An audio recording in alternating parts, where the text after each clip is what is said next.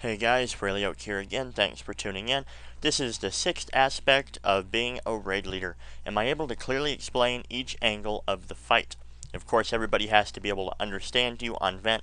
I know some people may have an accent or something that makes that hard, but try to explain the best you can, guys. Like I said from the last video, you need to be able to know every aspect of the fight before going into it, so you can explain it. I'll give you some tips of how to clearly explain it in just a moment. But first you must know what a tank must do, what the healers must do, what melee and range DPS must do. This includes who heals who, what classes do you want where, and what tank is best for what job. Now I'm going to explain this as simple as possible in a way of onyxia. Here's how I would explain it. Go ahead and listen, and then I'll run down with how you could do for each different situation. Alright, so there's three phases of the fight. Phase 1 is from 100% to 65% health. The main tank, which we've already predefined who's main tank, who's off tank, which is generally a warrior. They're best for single targets. We'll run in, grab the boss to the back of the room. No DPS on it until he has it positioned.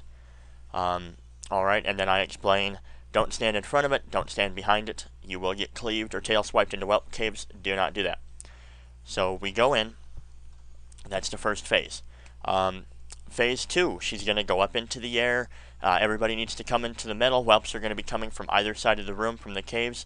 Our tank is going to pick it up, which happens to be a Death Knight. He lays Death and Decay down. So, make sure you're standing here. I'll put a moon on myself. I'm a priest healer in there. I run to the middle. I'm like, alright, everybody, stack on moon. And then the tank comes there, and I'm like, alright, lay your Death and Decay. This is where it happens. If your tank does not know, he'll lay it down. Everybody should be standing there, and they're all going to aggro into that area because that's where everybody is. They get picked up, and everybody DPSs them down. The other tank is ready to pick up the big ad. All melee DPS need to hit the big ad, kill it as fast as you can. Ranged will switch on to onyxia. More whelps will be occasionally coming out. The Death Knight will pick those up as best he can. If you happen to have it on you, run to star. He's generally marked as a star. Always make sure your tanks are marked, or any important things are marked. That way everybody knows where to run, where to go. If somebody has a whelp on them, they know to go to the star, and he'll pick it up because it's closest. He knows it's on them.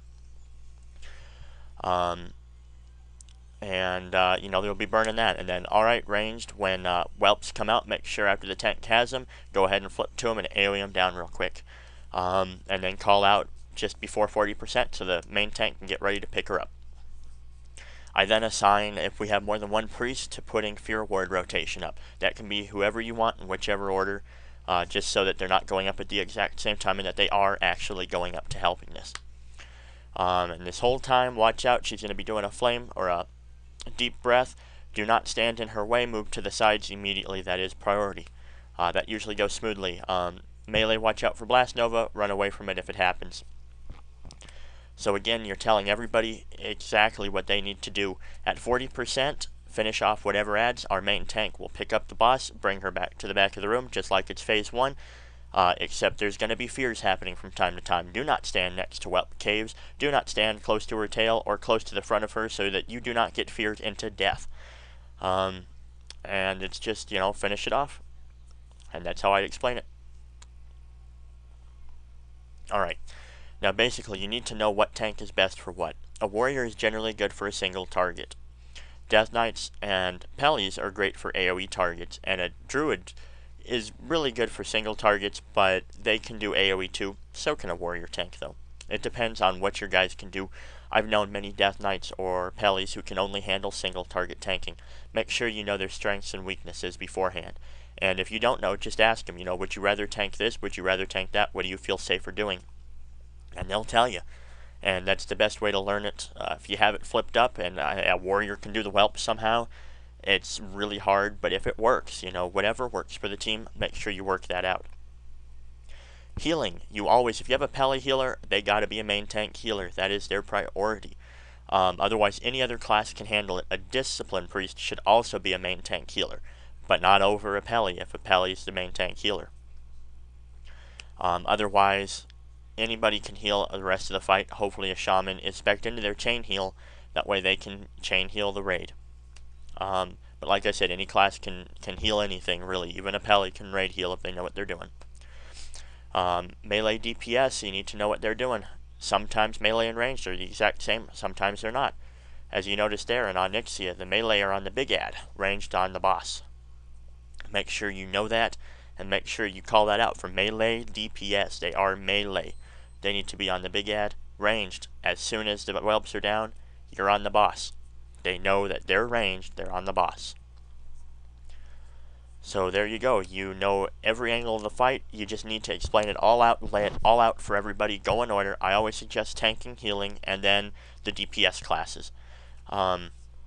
If you really don't know exactly what they should do, you need to make sure you learn that ahead of time. Always make sure you know that. If you didn't know melee and range split up for some reason, and they actually do, maybe you'll figure that out during the fight, but you always need to be able to change strategy on the fly. Alright guys, that is how you should explain each angle of the fight. Like I said, lay it out there. If anybody has questions, let them ask it, and then answer them. But make sure they don't interrupt you so that you can actually get it all across. You'll probably answer their question before they ask it. Alright guys, as always, thanks for watching. Check us out at dragonsofabyss.wowstead.com or our community site, dragonsofabyss.com. Be sure to subscribe on YouTube to see our next video of raid leading coming out.